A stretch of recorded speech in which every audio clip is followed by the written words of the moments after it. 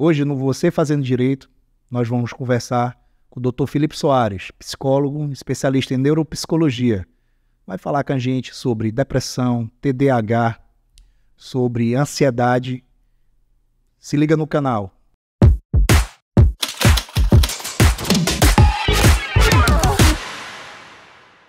E você que ainda não é inscrito no canal, se inscreva, curte, dá um like lá se fizer sentido para você. Até porque é um conteúdo gratuito, o pagamento da gente do YouTube é a inscrição e o like de vocês. Vai lá, dá essa força pro canal. Vamos divulgar mais conteúdo interessante e gratuito para vocês. E aí, doutor Felipe? Boa noite. Tudo bem contigo? Tudo. Muito obrigado pelo convite. Eu que agradeço poder vir aqui. Doutor Felipe é psicólogo dos meus filhos, do Gabriel e do Matheus. Doutor Felipe, já deu um spoiler, né? Psicólogo. Sim. Por que psicologia, doutor Felipe? Olha, a história com a psicologia, ela remonta desde a infância. É interessante, é curiosa, inclusive. A minha avó, Rosemary, ela tinha uma estante cheia de livros, umas enciclopédias. Entre elas tinha uma enciclopédia de psicologia. Eu me lembro até hoje, era um amarelo meio amarelo queimado, né? A enciclopédia. E eu era pequeno, então ela tinha outras enciclopédias também de arquitetura, de botânica, e eu riscava, né? Só riscava, que era pequeno, tinha em torno de 6, 7 anos, acredito, por aí. Então eu só riscava.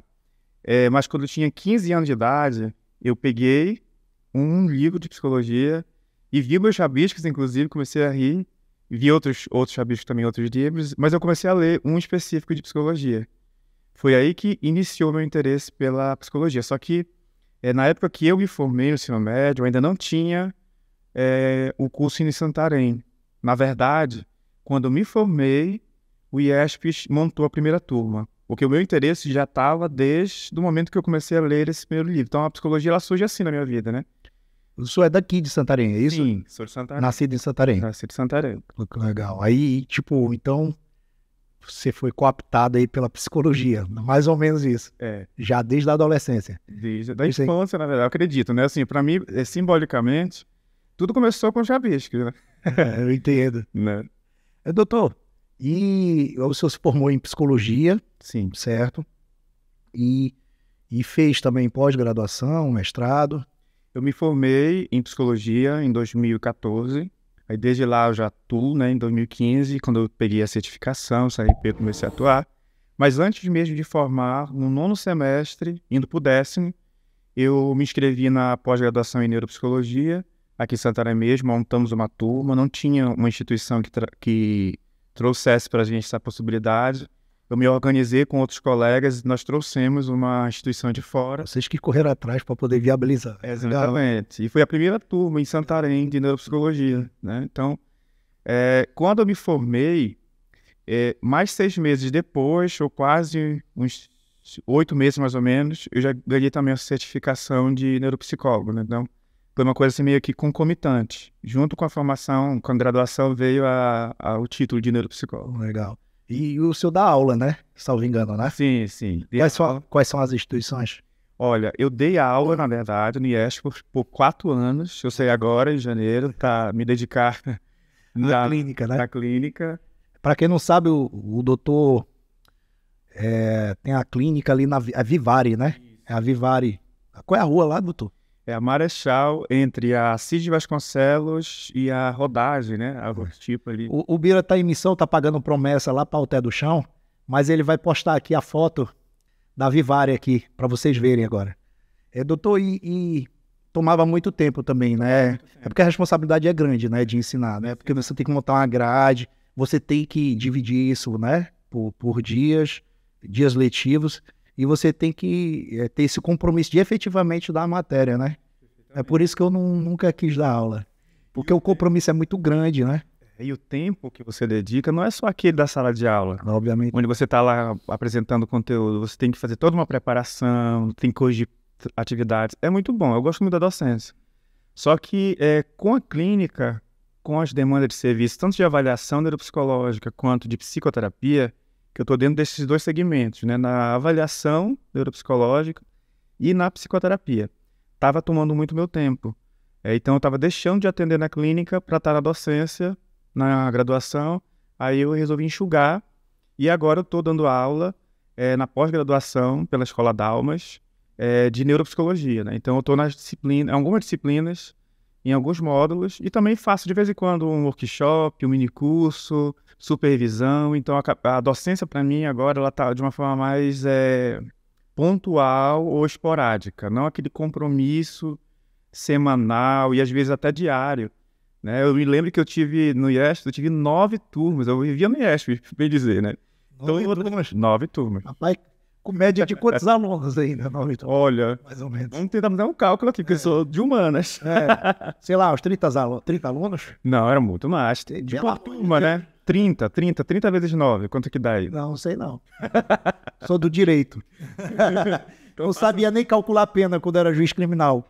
Botava lá, tinha redução de 1/6, de 1/3, 2/3, ficava todo enrolado nessa hora. Não, brincadeira, dava para fazer, mas eu me enrolava mesmo.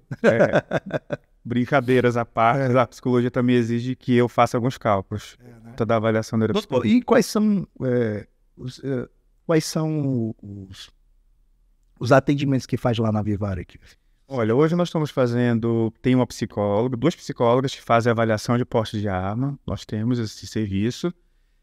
Avaliação para candidatos, pessoas que estão passando pelo processo de bariátrica, né, da cirurgia bariátrica. Nós temos também avaliações neuropsicológicas. Hoje nós estamos realizando também um neurofeedback, que hoje a Suzane Costa e a Janaína Silva elas estão direcionando esses serviços na clínica. Psicoterapia infantil, psicoterapia do adolescente, do adulto, do idoso, terapia de casal, terapia familiar. E na psicologia nós temos vários segmentos, né, várias perspectivas teóricas. E todos os profissionais, cada um, na verdade, vai tendo ali um direcionamento. Uns vão pela teoria cognitivo-comportamental, outros vão pela Gestalt, outros vão pela psicanálise, outros numa visão mais integradora da psicologia também, que é uma abordagem mais contemporânea, né, onde não tem um foco específico teórico, é meio que ela tem ali a junção de fragmentos de uma e outra e direciona conforme a demanda do paciente, né? Para quem não sabe, o neurofeedback, como é que ele funciona? O neurofeedback é uma tecnologia muito interessante, que tem sido feito muitos estudos, as comprovações científicas têm sido muito pontuais no que se refere à sua efetividade.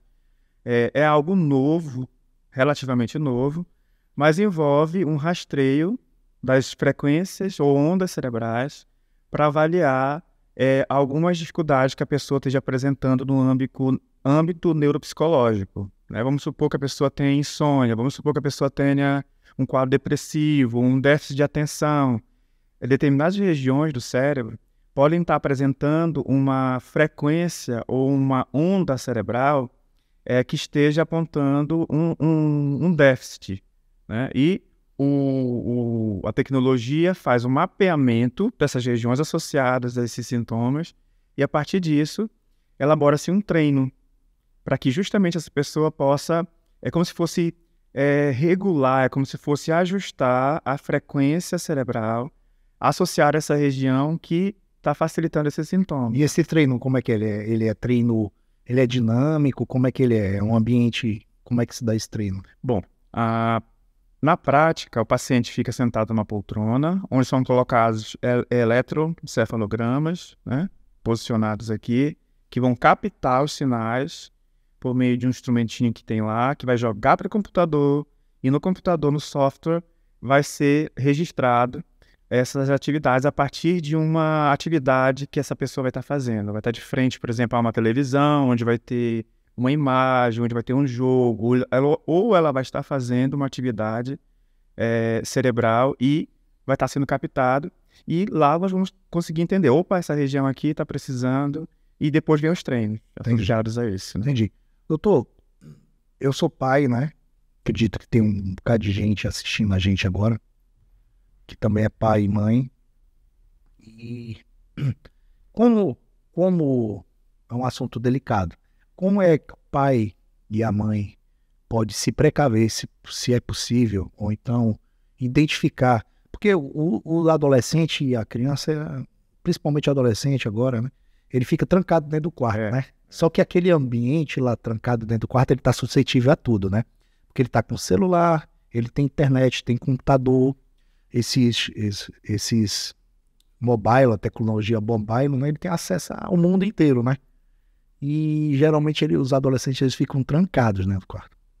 Aí eu fico pensando assim, como é que o pai e a mãe pode saber se ele tá seguro ou não, né?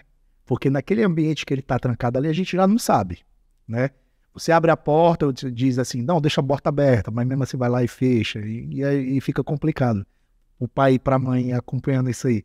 Como é que a gente pode, sei lá, identificar assim, de alguma coisa de errado, né? Nesse sentido. Se é mudança de comportamento, se não é, como é que a gente pode ver? A gente observa nós observamos nas mudanças comportamentais, tanto no ambiente doméstico, quanto no ambiente escolar e social, né?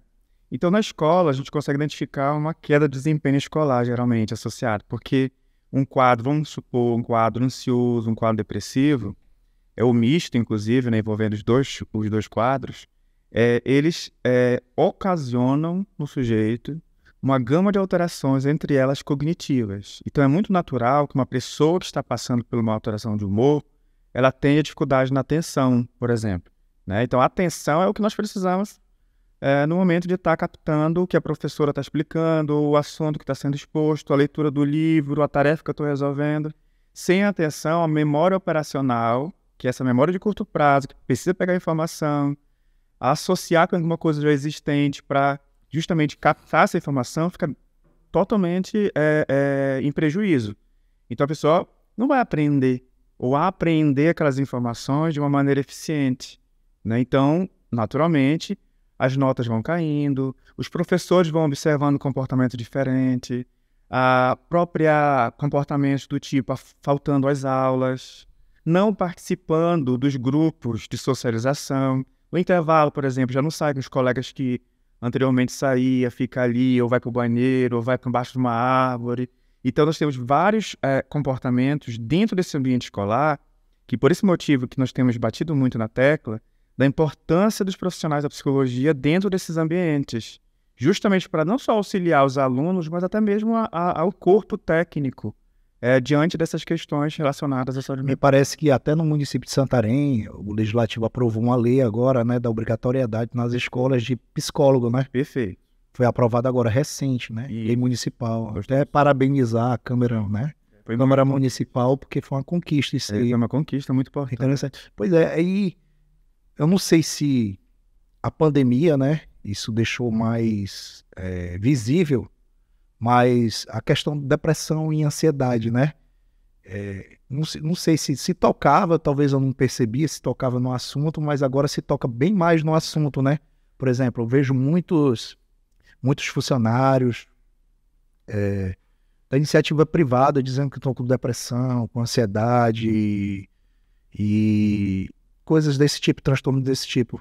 E isso aí está mais aflorado depois da pandemia ou geralmente sempre existiu ou não se discutia sobre o assunto? Na realidade, o que nós temos, pela Organização Mundial de Saúde, em 2018, bem antes da pandemia, ou quase próximo dali, nós tínhamos já nós já estávamos, o brasileiro, né, o Brasil, nós ocupávamos um ranking que não nos orgulha, como o país mais ansioso do mundo. Mais ansioso do mundo? Do mundo. Perdia apenas para a Irlanda e para os Estados Unidos, né? Então, tudo bem que nós temos uma dimensão continental, né? Mas mesmo assim. Mesmo assim, nós não somos o país mais populoso do mundo, por exemplo, né? Enfim, só que o que acontece? A taxa, embora nós tínhamos essa colocação, né, de primeiro no ranking, era de 18%.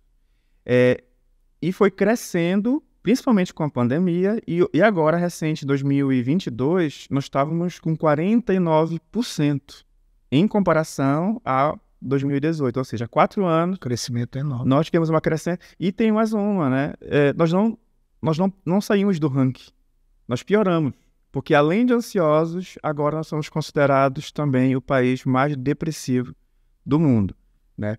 Então, antes nós estávamos ali em terceiro e quarto no aspecto da depressão, da ansiedade no número 1. Então, daí a gente consegue perceber o quanto que...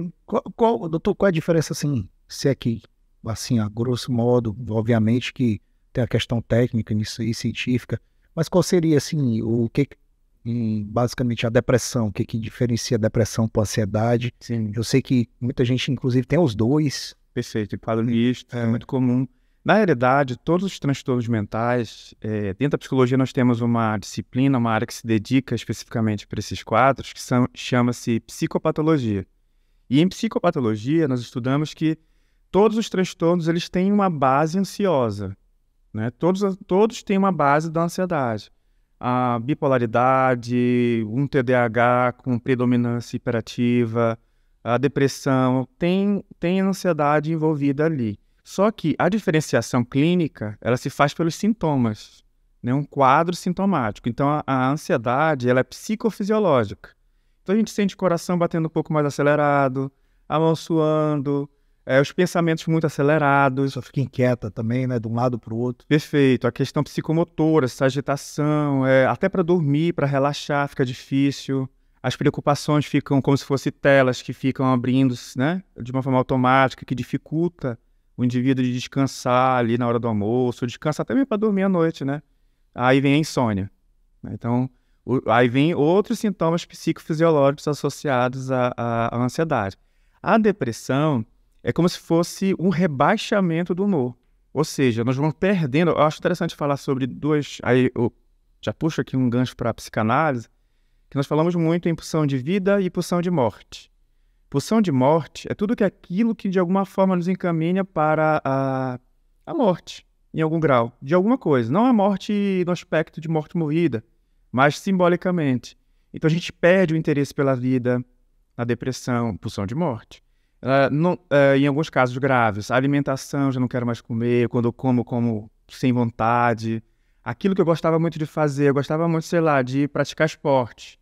Nem isso mais me apetece, ou me interessa, ou me empolga, né? Então a depressão, ela pulsa isso que me tira da vida, né? E o contrário, a opção de vida, é o que me leva para criar, aquilo que me leva para construir alguma coisa, uma formação, uma graduação, o convívio com as pessoas, né? Então, pulsão de vida, pulsão de morte nos acompanha em algum grau, né? Porque assim é a vida, é como se fosse a configuração, inclusive dentro da psicanálise, dentro de Jung, por exemplo, que trabalha muito com simbólico, tem aquela imagem Jung, né? Entende? Aquele voltado assim, né? Exatamente. É mais ou menos aquela ideia, o equilíbrio, entre o preto e o branco, entre a sombra e a luz, entre pulsão de vida e pulsão de morte, essa dualidade que nos acompanha. É algo muito ambivalente, ou seja, são duas coisas que aparentemente são contraditórias, mas coexistem. E existem níveis, inclusive, de pulsão de morte. Por exemplo, a pessoa que é dependente química, a pessoa que tem o excesso de compra, compulsões, isso é pulsão de morte, porque em algum grau vai me trazer prejuízos. A compra, por exemplo, cheque especial, né? Não vou ter dinheiro para fazer isso, para fazer aquilo, porque eu gastei excessivamente, impulsivamente, em decorrência de uma ansiedade ou de uma coisa que eu não estou conseguindo entender muito bem e acabo sintomatizando, né? Então, essa diferença básica entre elas é os sintomas. Mas, como eu falei anteriormente, em alguns casos elas aparecem de uma forma mista, o que é muito comum. A ansiedade e a depressão aparecerem juntas, né? Mas aí, tipo, como é que o pai e a mãe, eles podem identificar um sinal, por exemplo, o sinal de alerta, assim, um sinal amarelo de alerta em relação ao filho ou à filha, se está ansioso demais ou se... Porque o jovem realmente ele é ansioso, né? Ele quer tudo para ontem, né? Ele não aguenta esperar nada. A gente já foi jovem, né? Eu já fui jovem, né? Eu sou até mais velho que o senhor, com certeza. Mas como identificar isso? Como sinal alerta? Assim, não, sinal alerta, tenho que alertar o sinal aqui, levar no profissional, ou provavelmente que é o certo a se fazer. Sim. Como identificar isso aí? Olha, momentos de angústia, na ansiedade, é muito natural. É só a gente pensar na nossa própria vida. É natural. Hora ou outra a gente se vê angustiado, se vê triste, se vê isolado. Agora, a situação X é quando isso se torna um padrão. Ou seja, já não é só um dia, não é uma semana, já é sei lá, 2 semanas, 3 semanas, 1 mês, quando você começa a perceber que o seu filho está se isolando muito, está apresentando atitudes muito irritadiças, né? Irritável, hostil, aí, opa, tem alguma coisa aí. E está se tornando um padrão, ou seja, que diferencia muito de quem costumava ser antes. Antes era aquela pessoa talvez que brincava, aquela criança feliz, aquela criança que sociava, aquela criança que interagia, e de repente é como se perdesse aquele brilho, né? Em outras palavras, assim, mais fácil de entender, como se perdesse aquele brilho. E é chocante para os pais essa diferenciação, né? E isso nós estamos falando de um contexto em que a gente consegue visivelmente ver essa diferença. Porque tem uma questão também que eu acho importante falar. Tem muitos padrões de personalidade que já carregam em si características e traços marcantes de depressão. Agora, vamos pensar junto. A criança ela acaba sendo um grande modelo do ambiente, né? Ela é modelada por esse ambiente que cuida. Vamos supor se essa mãe e esse pai, ou esses cuidadores, têm algum quadro depressivo, que é muito comum, essa questão genética, familiar, é muito presente. Está entre os fatores de risco para uma criança desenvolver algum transtorno mental, essa questão genética. Ela convive com um pai, com uma mãe que sintomatiza a depressão. O que vai acontecer aí? Ela vai entender que aquele padrão comportamental de se isolar, de não querer associar, de ficar só em casa, cada um na sua, né? Ou seja, ela vai crescendo dentro desse ambiente e ela vai apresentando traços e características depressivas ao longo da vida, né? Então, tem pessoas que carregam, assim, na sua gênese estrutural de personalidade, características, inclusive, que a gente consegue avaliar por meio da avaliação neuropsicológica ou, especificamente, a avaliação da personalidade, não só nessa coisa que é clichê da psicoterapia, que é essa coisa conversada, que é falada, mas também por meio de testes. Nós temos o arsenal de testes que nos ajuda a avaliar. É como se mostrassem vulnerabilidades de personalidade. Ou seja, bora pensar na pandemia. A pandemia estava posta para todo mundo.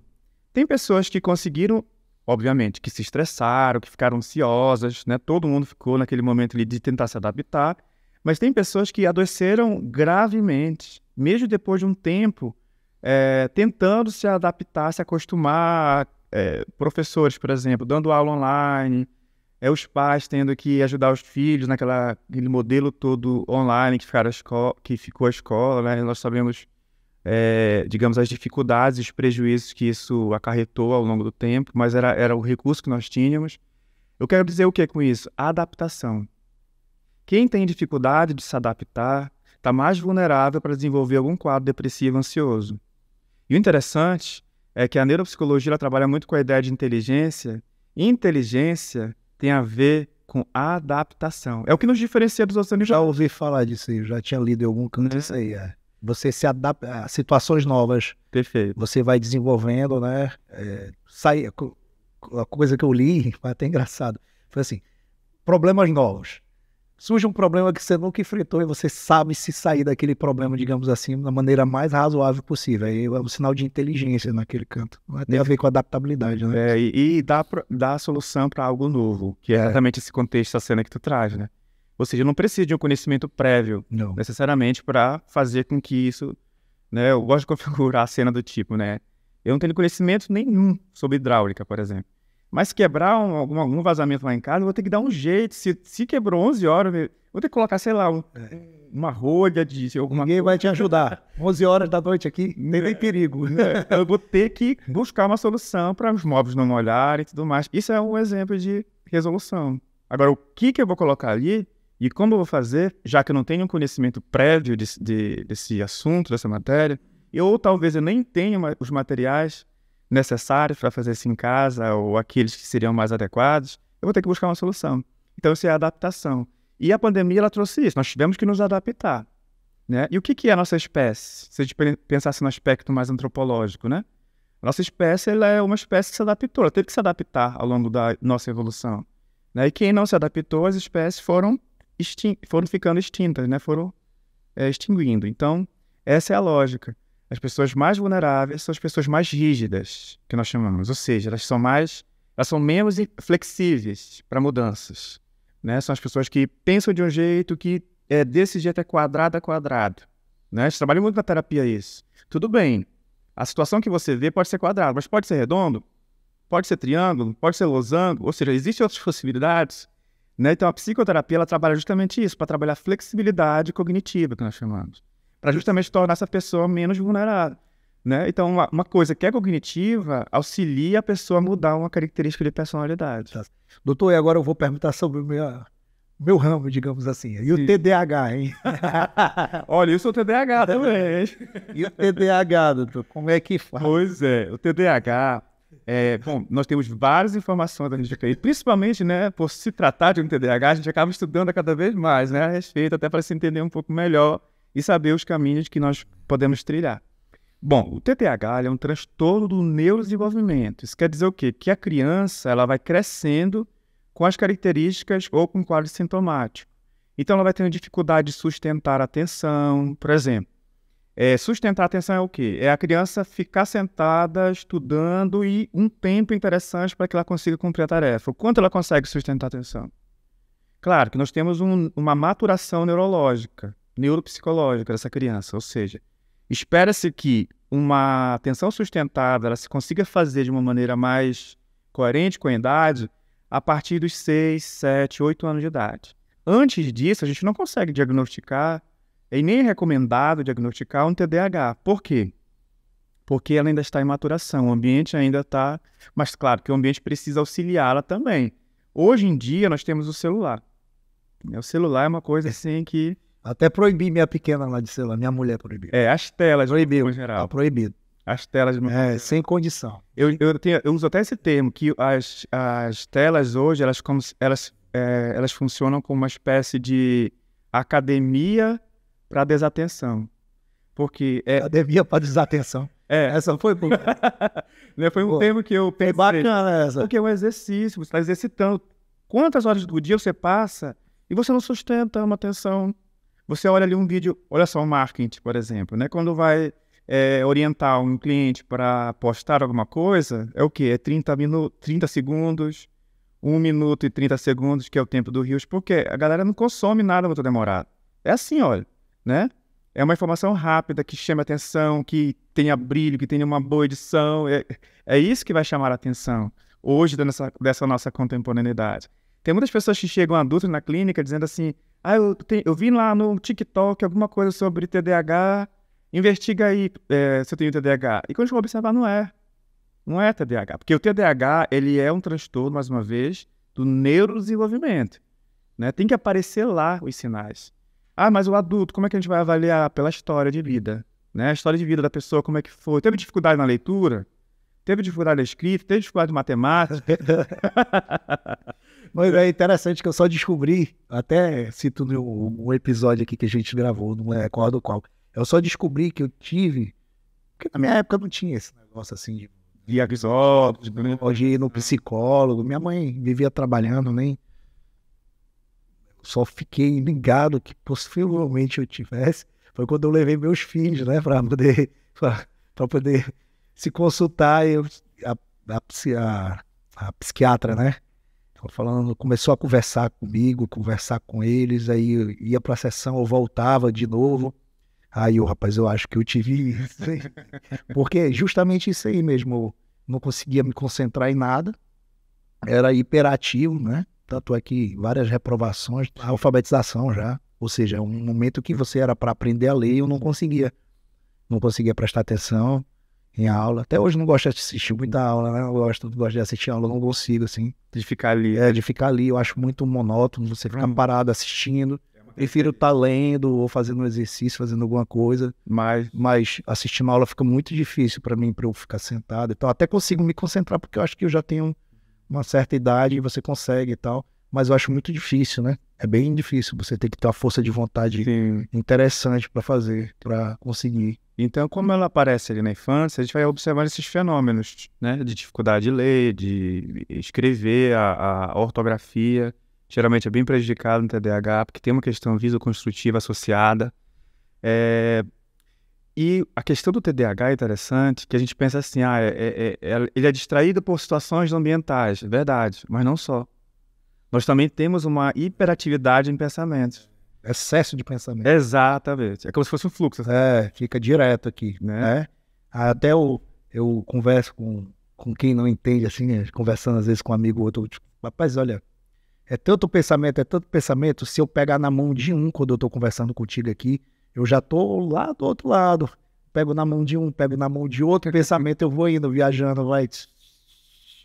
E presente conversando com um amigo e eu não tô nem prestando atenção. Olhando pra ele eu não tô só viajando, né? É muito É interessante, Aí o que acontece nessas telas, né, nesses pensamentos?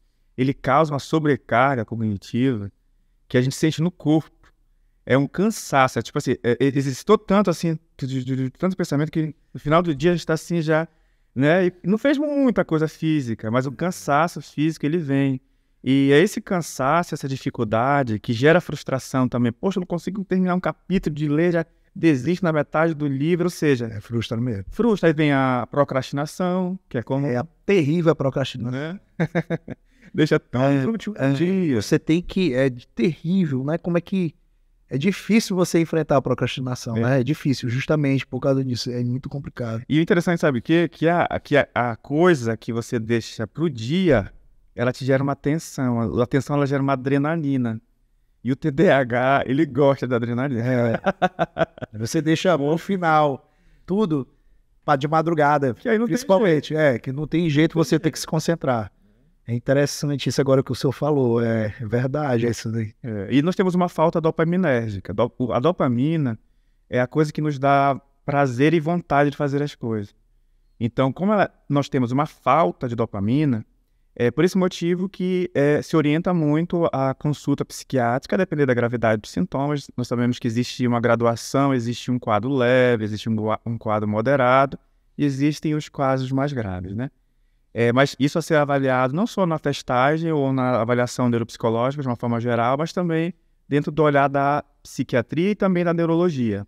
Se tratar de criança e adolescente, o neuropediatra seria recomendado para avaliar a necessidade real da medicação, que em muitos casos é necessário. Porque, dentre outras coisas, as medicações associadas ao tratamento do TDAH vai suprir essa falta de dopamina. Então vai sentir mais vontade de fazer as coisas. Né? Tem uma fala da clínica que eu acho muito curiosa, que o paciente dizia assim, quando eu tomo o remédio tal, que é referido para o TDAH, ele tira minha... Como é que ele falava? Ele tira meu senso de vagabundagem. Ou seja, eu vou lá e faço a coisa e consigo começar e terminar. Né? Então, ou seja, que fala é essa? É a dopamina. Né? A dopamina que nos falta. Então, nós ficamos mais suscetíveis também a distrair. E o pai e a mãe, ele precisa ficar preocupado assim com o filho, porque não vou dizer quem foi, mas num podcast desse aí que a gente gravou, e por isso que é bacana a gente estar gravando essas coisas, a gente gravou, fiz um comentário assim sobre TDAH e tal, aí uma advogada mandou mensagem no Instagram falando que estava super preocupada porque o filho dela, pequenininho, não conseguia se concentrar em nada e tal. Eu orientei assim, olha, procurar um psicólogo, né, até indiquei lá a clínica, procurar um psicólogo e tudo, e isso aí ela não ficasse... Ela estava muito nervosa, não ficasse tão nervosa assim, não. Porque lá em casa todo mundo tinha. É difícil, mas tá todo mundo bem com saúde, tá entendendo? Agora é uma dificuldade, mas só que dá para enfrentar, né? Dá para enfrentar. Dá para enfrentar. E o interessante, sabe o quê? É que o TDAH, por ele ter essa dificuldade atencional, ele gera algumas estratégias compensatórias. Né? Ou seja, isso é interessante porque isso acaba desenvolvendo regiões associadas à inteligência, porque entra justamente naquilo que nós estávamos falando sobre adaptação. Ou seja, se eu tenho dificuldade atencional, eu tenho que dar um jeito de prestar atenção, porque eu preciso passar de ano. Com certeza. Né? Eu preciso ser aprovado num módulo na faculdade. Embora mais cansado do que os outros que não têm dificuldade, né? É aquele que precisa ler, reler, fazer resumo, fazer não sei o que lá do mapa mental. Você vai traçando estratégias para poder fugir da dificuldade. É muito isso aí. Você vai se conhecendo. Eu até falava o seguinte, não, o procedimento de concurso, assim, a fase de concurso, é um autoconhecimento. Eu falo para todo mundo isso aí, é um autoconhecimento. Porque o que dá certo para mim pode ser que não dê certo para você. Cada ser humano é único, por isso que é a beleza, né, de cada pessoa. E aquilo que deu certo para mim pode não ter dado certo para você, mas como eu tinha uma certa dificuldade, eu tenho, né? Eu tinha que traçar estratégias. Eu via qual era o método de estudo que dava mais certo para mim. E ia vendo isso na carne mesmo. Levava pau numa prova, porque eu não conseguia fazer isso naquele tempo, ia fazendo outro, ia fazendo, até que eu consegui traçar uma estratégia, até de horário, qual o melhor horário que eu conseguia me concentrar mais, fazendo que tipo de atividades eu conseguia evoluir mais, aí você vai se descobrindo, né? Um autoconhecimento, né? Quer dizer, aí é super interessante isso aí. Pois é. E realmente você está em desvantagem, mas você também tem que utilizar essa desvantagem a seu favor, né? Para você buscar ir atrás de uma forma de você tentar extrair o máximo possível. Ou seja, nós temos possibilidade de alcançar qualquer conquista que uma outra pessoa que não tem essa dificuldade possa alcançar, né? Desde que a gente conheça isso, saiba disso, e busque mecanismos compensatórios, seja pela vida mesmo, que vai nos direcionando para lutar e conseguir as coisas, né? Ou, que seria mais interessante, se houver possibilidade de ter acesso aos serviços, procurar um especialista para que isso aconteça mais precocemente na vida do seu filho, né? Então, uma avaliação do pequeno, do adolescente, auxilia muito para que ele sofra menos com os sintomas. Porque o TDAH ele não tem uma cura, né? O que nós temos é um tratamento. Pois é, e o pai e a mãe sofrem muito quando tem um filho com TDAH, porque se ele não acompanhar um tratamento do filho, ele fica achando que o filho, poxa, ele não quer estudar, não faz nada e tal. E hoje mesmo eu tive a notícia aí que o Gabriel ficou em 6 e o Matheus ficou em 8 de recuperação. 8. Eu disse, poxa, tu se garantiu, né? Ele disse que até de tarde ele não sabia quanto tinha ficado, né? Eu acho que eu passei direto. Eu disse, não deve ser você, não é possível. Você deve ter ficado em alguma, que, poxa, vai me desapontar brincando com ele, né? A gente foi pra academia, e quando a gente voltou, a mãe dele, não, ele ficou em 8. Eu disse, olha, tá vendo, esse é o meu menino. Não me desapontou, não. Porque, tipo, não vou brigar com o cara. Sim. Não vou brigar com ele. Tipo, eu vou tirar na gozação pra ver se ele faz pelo menos a parte dele, né? Eu sei que é difícil pra ele e tudo, foi como foi difícil pra mim, mas ele também tem que se esforçar. Sim. Se ele não se esforçar, aí vai ficar muito mais difícil. Ele tem que se descobrir. Eu já falei várias vezes pra ele, cara, tu tem que sentar um negócio aí e procurar. A mãe dele já tomou o celular, foi tudo lá, ficou zoada lá, foi tudo. Doutor, e é possível TDAH, ele o adolescente, a criança, o adulto, ter TDAH e também ter um outro transtorno associado? Transtorno associado. Comum. Tanto aquele do neurodesenvolvimento, como, por exemplo, o TDAH ele pode também desenvolver um transtorno de aprendizagem, que a gente falou anteriormente, né? Que é essa questão da leitura, que seria a dislexia, por exemplo, a desortografia, que tem a ver com essa questão escrita, a descalculia, que tem a ver com a matemática. Por quê? Se tem dificuldade de atencionar, pode ter dificuldade de aprender essa base necessária para desenvolver outros tipos de conhecimentos posteriores, né? Que as séries vão exigindo, né? Um pouco mais a cada ano. Bom, isso nós estamos falando no aspecto do desenvolvimento, do neurodesenvolvimento, mas também a ansiedade é muito comum no TDAH.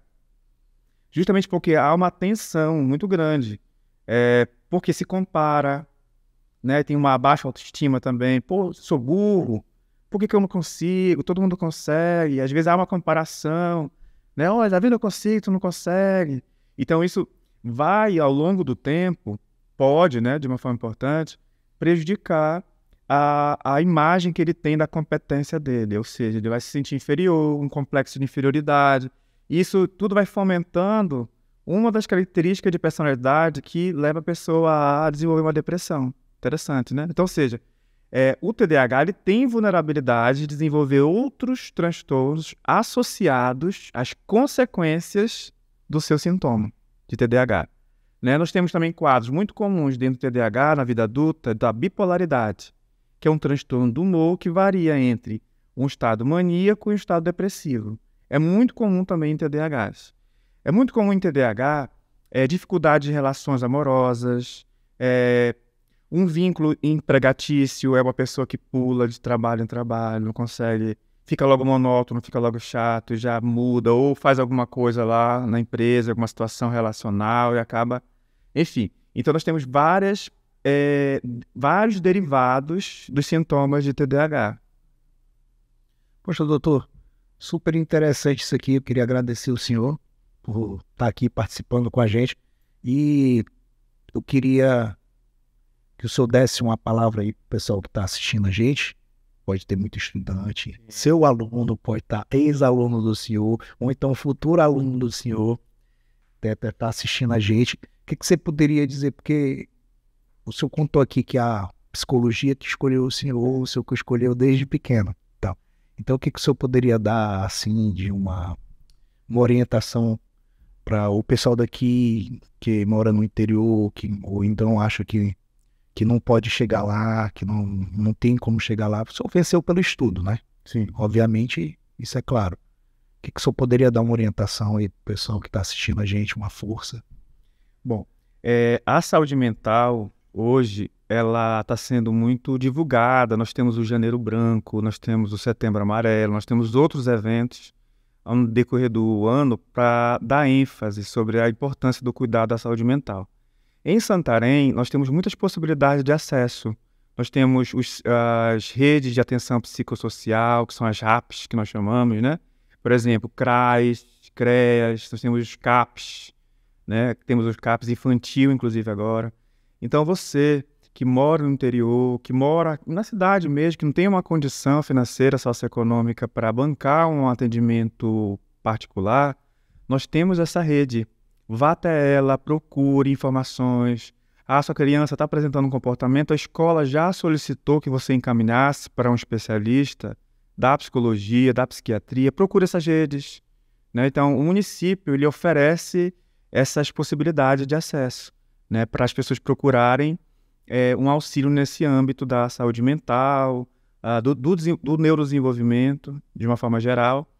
Nós temos também a Fundação Esperança, ela oferece não só atendimento psicoterápico, mas também a avaliação num preço social, né? Então é um preço bem abaixo da tabela para justamente dar acesso àquelas pessoas que têm uma renda X, que de alguma maneira não comporta ou não sobra dinheiro para investir no atendimento particular e que tem muita qualidade. Inclusive, na fundação, os próprios alunos do 9º, do 10º semestre, eles fazem atendimento psicoterápico, além de também ter os profissionais. Bacana isso aí.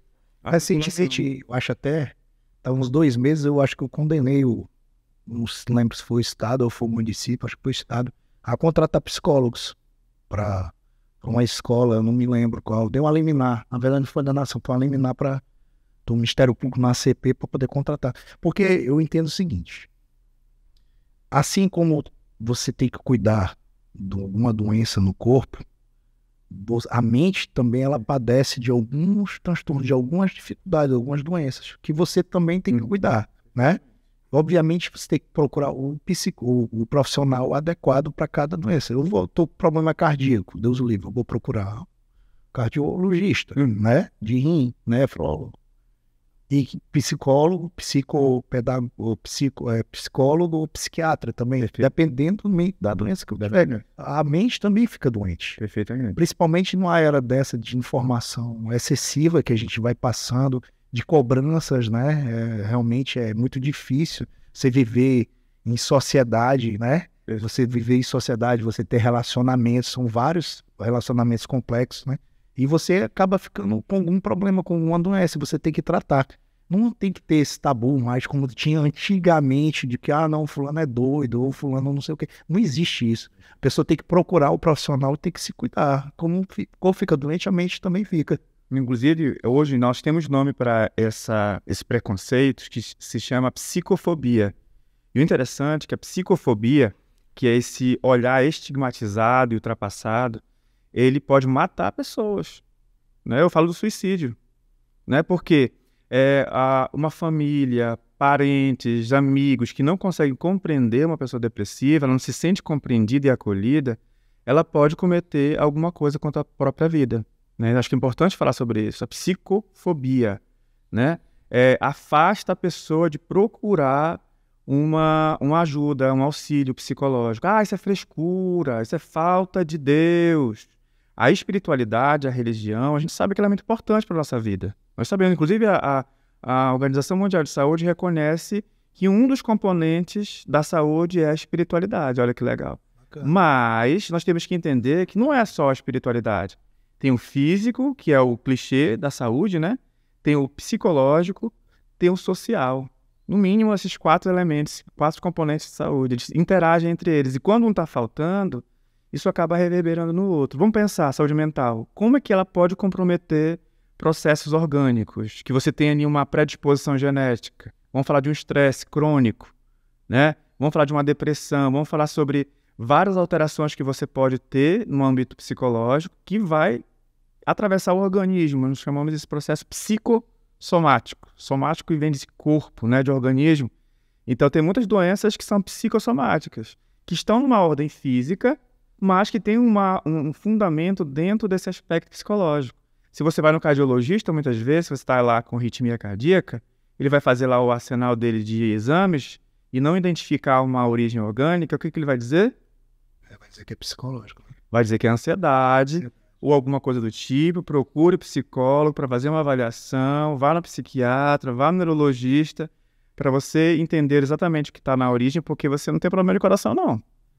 Né? Então, até o nosso sintoma físico pode denunciar para a gente um aspecto psicológico que precisa ser tratado. O sintoma é isso, né? O sintoma é que diz assim, ei, procure e faça alguma coisa porque tem alguma coisa errada. Doutor Felipe, muito obrigado aqui, viu? Muito obrigado a você que assistiu o episódio agora. Clica aí, se inscreva no canal, dá um like. Até a próxima. Obrigado.